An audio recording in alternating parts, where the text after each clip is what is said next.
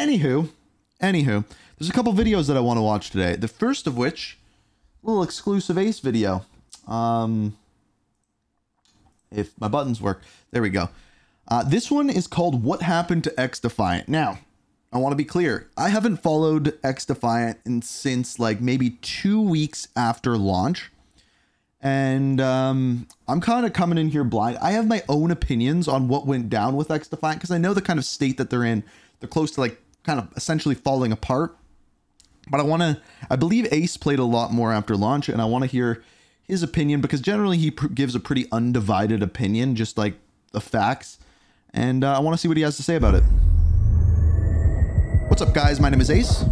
What's up, guys? My name is Ace, and we're back with some Xdefiant. I know, it's been a while. I haven't made any content on this. I haven't streamed this. I haven't been able to play this game in about a month and a half or so, and that's simply due to the fact that life has been really busy for me. We're in the process of buying a house, selling our current house. Look at you, Ace. Newborn baby we're dealing with, and then we had the Black Ops 6 beta, where Call of Duty is always going to be my priority on this channel. I think I'm busy. And I am.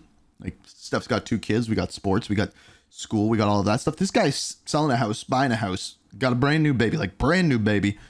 He's a busy man. So Xdefiant had to take a bit of a back seat, but recently I revisited this on stream just to see what was going on with Xdefiant, how it's playing these days, and I was pretty pleasantly surprised at how things played. I picked it up and things were just flowing great, felt great. And I was honestly not really expecting that based on a lot of what I've been seeing online, a lot of the discussions about Xdefiant. I don't know if you guys have heard about any of this. Basically on its dying breath. Yeah. So in today's video, I just wanted to do sort of a catch-up on what's going on with Xdefiant right now, what happened to Xdefiant, because apparently things aren't going amazing there when it comes to player counts, for instance.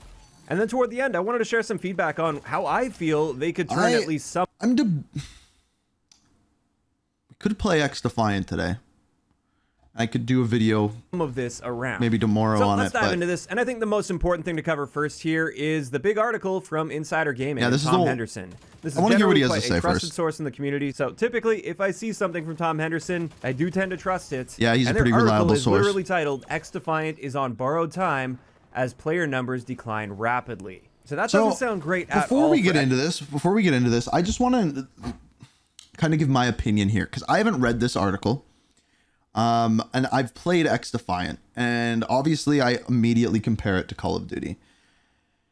And when I first played Xdefiant, I said, I think it was on stream, so I think you guys saw this. I said, this game is going to fail. And it's not because it's a bad game. And honestly, at this point, we could call it the Concord effect. But there was just zero that stood out in this game. There was nothing that separated it from Call of Duty. It was a less polished Call of Duty. It had no skill-based matchmaking, which you could argue would make it stand out, but nothing in the gameplay went, ooh, I need to do more of this. That never once happened. And I think that's really its downfall. And I think, like, coming down to it, that is what I think Concord, what happened with Concord, is that it was just a hero shooter. No one really cared about hero shooters anymore. And there was nothing that just made you go, wow, I need to play this. Whereas, like, I don't know if you guys have seen anything from a game called Deadlock. Deadlock is just something new, and it had no marketing, it had no push, but it's doing really, really well because it's a good game and it is something new and exciting. And when you try to take down Call of Duty, you gotta be better, or at least have something that Call of Duty doesn't. And chat, I would love for you guys right now, as we watch this video, to try to name things that Xdefiant, other than skill-based matchmaking, because we know that one. And we'll come back to that. We'll actually come back to that at the end of the video. Something that they do better than Call of Duty does, hands down. And I think you will struggle to name it. Xdefiant. And they go on to say in the article that at one point they exceeded over 8 million players in the first week of Xdefiant. Wild. However, now apparently they're struggling to hit the 20,000 player count mark.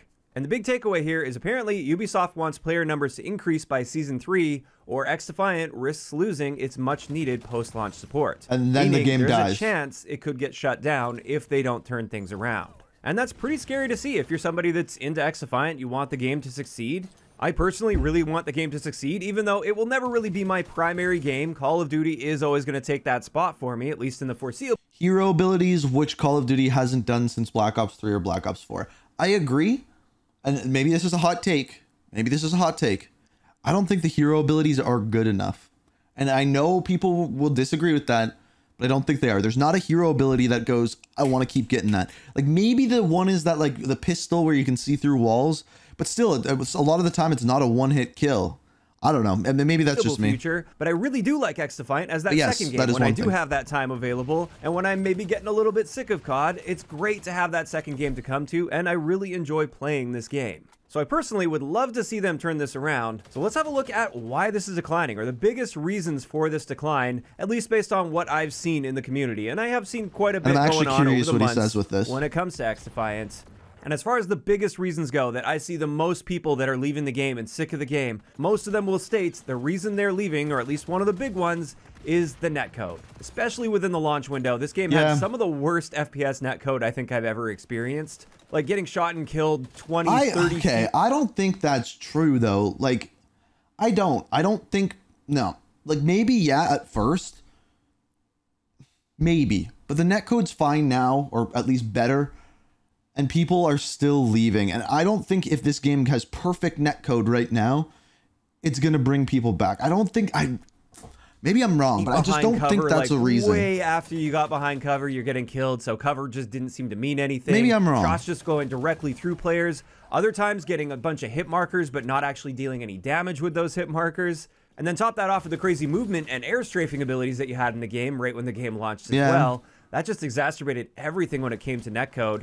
And therefore, understandably, this is the type of thing that pushed a lot of early players away that otherwise, outside of netcode, enjoyed the game. Thanks, now, when it comes to my experience with the netcode, it Thank you for the 5 months, improved brother. over time since launch. It's significantly better now than it was at launch, at least for me. I know people's experience with netcode will often differ just based on their region or their network setup. I think he talks about that, the Jay. netcode definitely has gotten a lot better over time, but it's still not perfect. It's still not amazing. It's just a lot more tolerable, and I'm running into fewer situations where I get shot. Okay, let me ask you guys this, chat. Do you think the netcode is the biggest problem with the game, why people are dropping off of it? I'm just curious.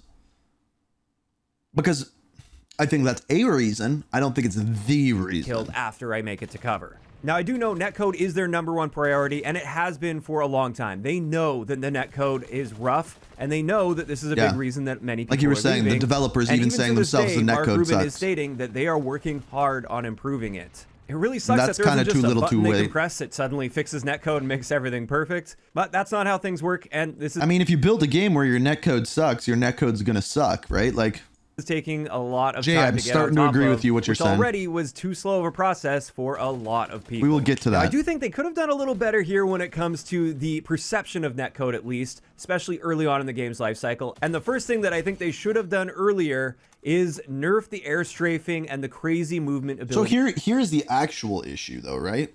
Is that they put out a beta a year before launch that was supposed to test all of this. And the game launches, it's the exact same game with a couple more maps and the same netcode. Like, what? Why not just release it a year earlier and work on the netcode the whole year? Like, it doesn't make any sense. They would have made way more money if they did that. He's in the game. Now, a couple weeks back, they did finally do this. They nerfed air strafing a little bit, as well as some of the animation transition timings, and I think that was a really good thing. And it's not because I don't like a movement skill gap. There's absolutely a skill gap involved with mastering that movement. The problem is this movement significantly exacerbated the networking issues, or the perceived netcode. So apparently, yeah, it is. Chat is saying netcode is probably the biggest thing. Okay, felt better netcode-wise, and perhaps fewer people would have left the game early on. Another thing that I see as a mistake when it comes to handling netcode is the fact that they have client-side hit markers in this game. This means when you shoot somebody, your system determines whether or not that was a hit or a miss, and if your system determines that was a hit, then you get a hit marker displayed on your screen. Even if, by the time that information arrives to the host, according to that host, you may already be dead, or maybe some of those This is why Ace is smarter than me. packets just get lost entirely, and therefore the damage doesn't actually get dealt to that enemy player because that hit was either rejected or lost. But on your end, you got the hit marker, so you should have dealt the damage, right? But you didn't. That's not how it works in Xdefiant. In Call of Duty, they have a client-side server authoritative system where you don't get that hit marker on your screen until the host has confirmed that that hit took place and that damage has been dealt to the other player. And in my eyes, that is a much less frustrating system. I would rather have a bullet go through somebody not get a hit marker and be like, hey, I think I should have hit that guy, than getting a hit and being like, I did hit that guy, but I didn't actually deal any damage to them. That's frustrating as hell. I didn't know that. I honestly didn't know that. Now I have no idea with what they're working with, if it's really easy to just turn that off or like switch it over so it only displays a hit marker after the host accepts that hit. I know there's also more delays that can make the hit detection feel slower if you end up doing that. So I know it's easier said than done, but one thing that I definitely think made the perception of the netcode worse was the fact that you could get a hit marker without dealing any damage with that hit. I don't think that's the perception of the netcode. That just is the netcode. Those are my thoughts on the netcode situation. If you guys haven't played Xdefiant since like the launch window of the game and you've left because of the netcode, I definitely recommend trying it out again and just seeing how it feels. I know for me, it does feel a lot better, even though it's still not. I have played it. I have played it a couple times. Reasons for the decline of even Xdefiant, like slowly it became better, but still not great. This is the progression system that's currently in the game. As of right now, you have your player level, which does. This shows the finals are doing better. You think the finals is doing better than Xdefiant? Let's look it up. It doesn't really appear to interact with anything. It's just a number that ticks up next to your name as you earn XP over time. And it's essentially just an indicator of your time played. And then we have our weapon levels with all the mastery camos that you can earn by just continuing to level guns up more and more. And they just keep adding more weapon levels with more camos on top of that. And then, of course, we do have our character challenges, so you can work through the various abilities in the game in order to unlock more characters. And that's pretty much it. I guess there's also the really basic challenges to unlock the weapons in the game, but I feel like most people that take Xdefiant even somewhat seriously, they finished all of those challenges within the first week of the game being out. But for many people, this level of progression just got old. So this is the progression system, the stuff that he's talking about here. I think this is one of the bigger problems with this game, but there is definitely some other problems as well. So like, for example, it's just the rewarding part of the game. And you guys were talking about this in chat. So one small example I can give with this is when I was talking about, like, I made a video about the weapon leveling in this game. See how he just went on a kill streak right now and it says 200 XP? That does not count towards your weapon XP. Why? I don't know. It should, and it should count a lot more. Because kill streaks aren't in the game, so at least you should be rewarded for your kill streaks in another way, which XP would make a lot more sense. Now, player XP I didn't test, so I'm assuming it goes towards that. But purple things, the purple ones that pop up do give you XP towards your weapon, and they don't. So like just little things like that, where the dopamine doesn't match what is actually going on in game. Challenges in game don't exist. No lack of prestige system. Things like this. Objective kills will count in season 2. Okay, so that is the perfect example there, Jay. So like, for example, if I was sitting on an objective, you wouldn't get more XP for being on that objective and getting a kill. Just like little simple things that really should have worked. Now, really fast. Oh shit. Xdefiant isn't on Steam, is it?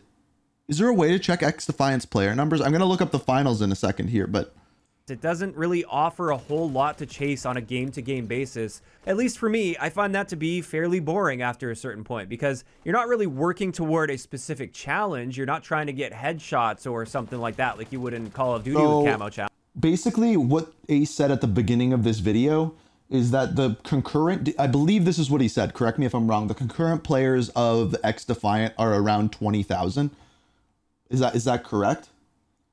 That's what I heard. If we look at the finals has 12,971 players right now with a 24-hour peak of 17,600.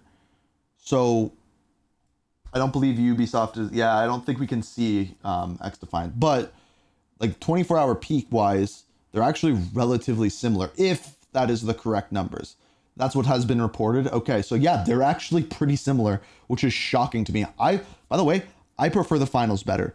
I know that's probably an unpopular opinion. I really like the finals. I'm oddly good at the finals. You can ask Jordan, he's who I played the game with. He's like, dude, you're actually oddly, like, specifically good at this game, and I don't get it. I didn't get it either, but anyway. Challenges. Instead, it's just use this gun for a really long time and you will get the camo. And it's a similar story when it comes to that player level. It's just collect XP over time and that number goes up. So this is actually one of the biggest problems I have with the current camo grind in Modern Warfare 3, those prestige camos that you can get are just all XP grinds. And for some people, suck. That's totally fine. That's all they need in a progression system. And I disagree. It's stupid. It's stupid. It's dumb. I don't like it. Especially from the Call of Duty franchise, which I know much of the audience for Xdefiant are from the Call of Duty franchise. That's not really enough. It doesn't give them enough to chase on a game-to-game basis. And I would really love to see more specific challenges come into play. And I think that's the type of thing that could get people hooked into the game again. Like if I had to grind for headshots or kills on the objective with a weapon, or like sliding kills, jumping kills, whatever types of kills that are hopefully designed to be engaging and good for the gameplay experience, not really bad ones like excessive. He's calling out Call of Duty there for things like mantle kills and things like that. Long shots, for instance. And long shots, I think stuff like that could really go a long way into getting people hooked back into the game and giving them something to actively work toward on a game-to-game basis, aside from just playing the game, using a gun, and collecting XP while trying to win. Now, I know a couple things they have mentioned in the past that they plan on adding to the game. I don't know when, but they do plan on adding them. The first one is a prestige-like system, similar to Call of Duty's prestige system. All right, let's take bets. Chat, what will get the prestige system faster? Will it be Black Ops 6 on October 25th? Or will it be Xdefiant? My money is on Black Ops 6. And another thing is separate calling card challenges. That could be individual challenges that you work toward, and then you get that little badge of honor to display. That's another thing they mentioned they wanted to add to this game. And I really think they need to get these things in the game sooner rather than later to try to add a little more depth and flavor to the progression system and to give people specific goals to work for on a game-to-game basis. So that's the second big reason. Another big reason that I think many people left the game is, quite simply, the mechanical skill gap was too high for... Okay, I disagree with this, and I don't know why he's not saying the thing that I want to say, but maybe he will. No SBMM in place. So this goes back to some of those movement mechanics like air strafing, hold up. Wait, maybe I do agree with him early on in the game's life cycle. When you combine crazy movement abilities like that with a slower time to kill, that makes it very unwelcoming for lower skilled players when there's no SBMM present. Because for a lower skilled player, if they're playing against somebody that's mastered those movement techniques, they just don't stand a chance at all. And don't get me wrong, I like a healthy skill gap. I think a healthy skill gap's important, but I think one of the reasons I agree with older CODs, it worked really well to have little to no SBMM present, that was due to the fact that there were tons of elements in the game that compressed the skill gap to a degree and helped lower skilled players find at least some success in the game. So things like death streaks, or like the last stand perk, for instance, or the generally faster time to kill that we experienced in those older Call of Duty games as well. That made it so there was still a skill gap and better players would still rise to the top. But those lower skill players I'm gonna were let him able to finish at least this get point, something out of the experience, and then I'll break down what I'm thinking. Get the odd kill here or there, even if that kill was a little bit cheesy. And the hope there is it gives them enough enjoyment that it hooks them, so then they will slowly improve over time and become the better players. Whereas with Xdefiant, I think for many people, they just got slapped around so hard by all the movement techniques that the really good players are using, to the point where they just throw up their hands like, I literally can't shoot this guy. I can't even see what this guy is doing right now. I agree. I thought about it and I agree, and I think the net code actually plays into this. So, Xdefiant, I hate to say this, and God, when this goes up on YouTube, I'm going to get ripped apart for saying this, but it's essentially what Ace is saying, except he's just not saying it. He doesn't have the balls to. He just is beating around the bush. He's essentially saying the lack of skill-based matchmaking in this game helped kill it. That's essentially what he is saying here, and I think he's right. There is nothing that will help those lower skilled players. For example, a UAV. A UAV, for example, a little thing like that would help lower skilled players be better and bring them up to par with the other players. But when they have all this bunny hopping, poor netcode, and it feels like there's literally nothing you can do to win a gunfight, and then on top of that, you're playing against any random amount of players, and if you're that bottom 1% of players, everyone you are playing against is better than you. Yeesh. And then slowly that 1% leaves, and then the 2%, the second percent of bad players is now the worst percent. And this is actually what Call of Duty was talking about with their skill-based matchmaking. And this is why there should be a protected bracket, and then everyone else is thrown to the wolves, at least in my opinion. But yeah, skill-based matchmaking still sucks. But in a game like Ace is right, he convinced me. Well done, Ace. Before I'm dead. And based on what I was seeing, that was pushing many players away from the game early on as well, is they just quite simply couldn't find any enjoyment because they couldn't even comprehend getting a kill on players like that. Yeah. Now the video's already getting pretty long and I've got a lot to cover here, so I'm going to cut this down a little bit, and I'm just going to talk about one more big issue as I see it that I feel was leading to a lot of players leaving the game. And this is a slow drip feed of content. With Xdefiant, they decided to go the route of adding one map every month, which on one hand, it's nice to see consistency with content updates, but at the same time, it just doesn't quite hit the same as like a new season launching with several new maps, a new faction, new guns that you can use right away, which that's another thing. The way they handled their battle pass this time around, they spread those guns out so much that there wasn't really that same level of excitement when the season dropped, because it didn't really feel like they just added 3 new guns to the game. Because for many players, it's going to take you weeks of grinding before you even get access to all 3 of those guns. In fact, I fell off with Xdefiant before I even got to the sniper rifle in the battle pass. So I only ever got to experience 1 new gun with Season 1. So I think compressing things a lot more, not only with maps, but also with the gun content, and making it so that new seasonal update is actually a big, hyped moment that's really exciting and will bring you back, and you definitely want to come check it out because there's a bunch of new stuff to play around with. That's far more exciting than a really slow drip of content where you just get little bits and pieces here or there over time. And there we go. That wraps it up for at least a handful of some of the bigger issues that I feel have led to the decline of the player base of Xdefiant. These are some of the bigger reasons that people have fallen off the game. He's still got a while left. I'm talking people that... So before he gets into the next part, I want to say what I think. So his next part here, I just checked. It says how he feels like they could turn it around. Before he says that, I want to say what I think the biggest issue with this game is, and I kind of alluded to it at the beginning of this video, and that is there's just nothing to draw attention in. There's no dopamine hits. There's nothing that feels better than any other game. And when I look for a new game to play, I want something new. Like if I find, like, for example, let's just take first-person shooters. I will give you 3 things a first-person shooter could do right now that could take me away from Call of Duty. And it's not even the kill streaks thing. Jay, I see what you're saying, and originally I thought it was the kill streaks thing, but it doesn't have to be that. If you released a first-person shooter that was a new looter shooter, kind of like Destiny, but Call of Duty-ized or more military-themed, and it's a first-person shooter that does that really, really well, it would pull my attention away.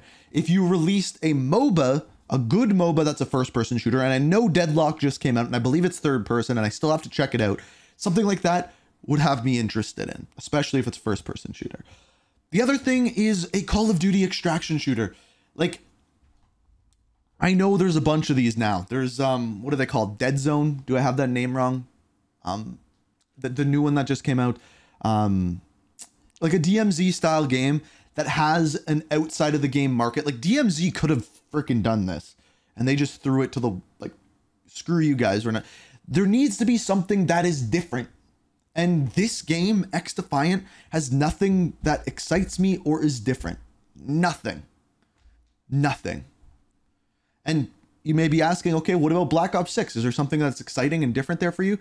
Not so much, but it's Call of Duty. That's the game that I play every year. They have the weapon grind. They have the thing I do every single year. They have Warzone that ties into it. And then they have new movement this year. So yeah, that gets me into it a lot more than what in Xdefiant. Otherwise, anyway, enjoy the core let's see what Ace has loop. to say about it. I mean, for some people, they just didn't enjoy the gameplay, and that's totally fine.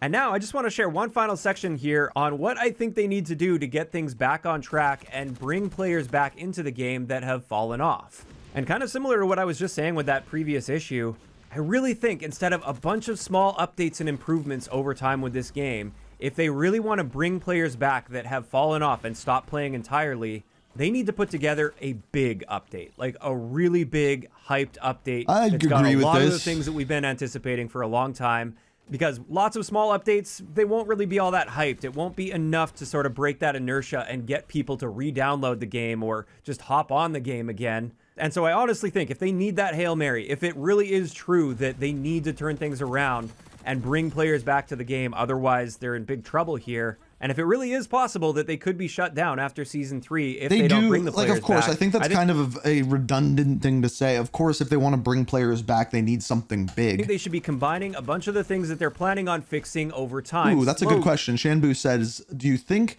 Xdefiant not having a campaign or zombies mode hurts the game? No, because it's free to play.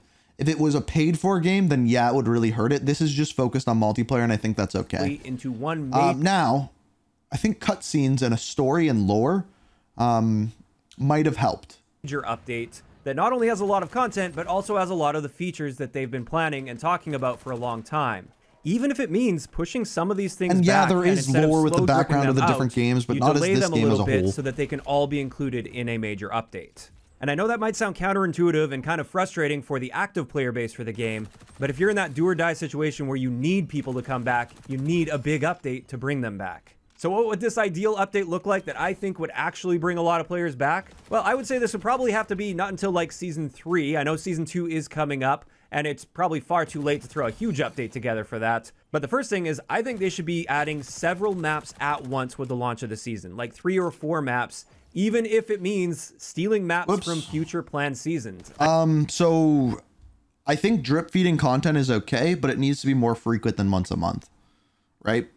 I mean, if there's not going to be those future seasons, if they don't turn things around, they may as well be using that content, which they've said that they've already got. Like, put it this way, you're competing with Call of Duty. They do an update a month. They do a season, and they do a season reloaded. And generally, the beginning of the season, there's like 3 multiplayer maps and a bunch of other stuff and new weapons. And then the mid-season adds like 1 or 2 new weapons, 1 new map.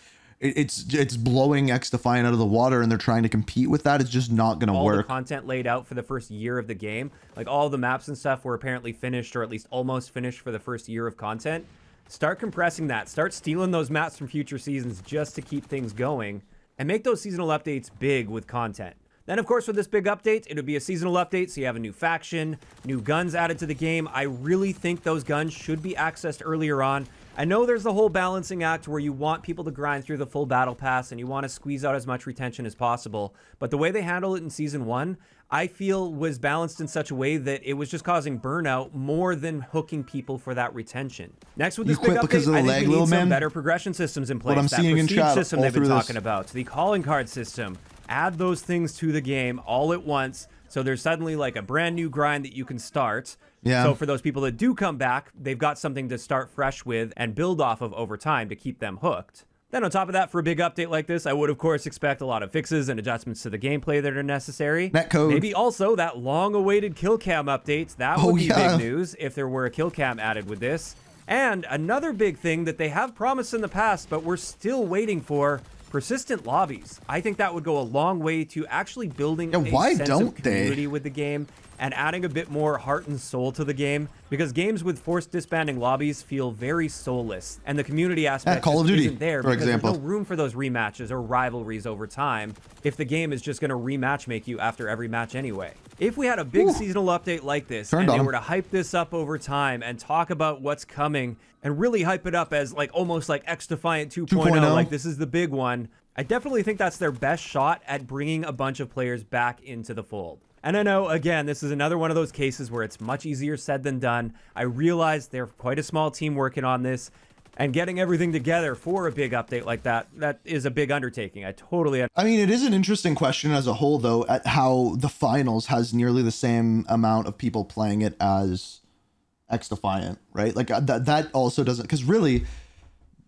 what does the finals have that Xdefiant doesn't? Like really nothing, just a different style gameplay. Like they don't have anything special either. Understand that, but I think just looking at the situation, maybe that's why they're at about the same amount of players, right? That Xdefiant is on borrowed time. I really see that as the only big way for them to bring a bunch of players back into the game, because they have a big pool of players to draw from that did play the game and did experience and maybe even liked the game to a degree, but they just fell off, and they need to be able to re-access those players and get them back into things. Now, I think, unfortunately, a big threat right now for Xdefiant is even if they were to do that, they'll be competing directly against Black Ops 6. Yeah, and that's not going to go well. And I do fear that no matter what they do, that may be too big of an obstacle to overcome. Now, of course, time will tell on this. I do know that we are expecting some nice updates and improvements coming. There's a Phantom nerf coming, for instance. Honestly, the only way that they can do this is if they put out this big update in, like, March. or April, once the Black Ops 6 hype train is cooled down. But then at that point, Verdansk is going to be coming out. So they have a huge uphill battle finally, with that. we'll be able to earn weapon XP through objective play soon, and the heavily anticipated bomb game mode is confirmed to be coming for Season 2 as well. Okay. So even if there isn't a big update, there are little things to be looking forward to for those of us that are still enjoying Xdefiant. And I guess we'll just have to wait to see how things go come out, guys? in the future. Does anybody know? I am curious to see how this all plays out. And with that, that is going to wrap it up today's video, and this is where I'm curious to hear from you guys in those comments down below. How are you guys feeling about Xdefiant in its current state? Are you still actively playing the game, or have you fallen off the game? And if so, what specifically caused you to fall off the game? Was it one of the things that I mentioned in today's video, or was it something else entirely? If you enjoyed the video, we'll do that. We'll do that next week. And don't forget to subscribe for more if you haven't already. I'll talk to you guys next time. Right on, Ace. Great video. That's why we watched his, like I said. But again, I still think just the lack of something new and exciting is really what kept me away from staying there longer. I had no problems with the game. I enjoyed playing it while I did. It was just like there was no excitement while playing it. So it is what it is. And we'll see if they can pull something out of their butts to make the game better and improve the netcode or whatever. But yeah, great video, Ace.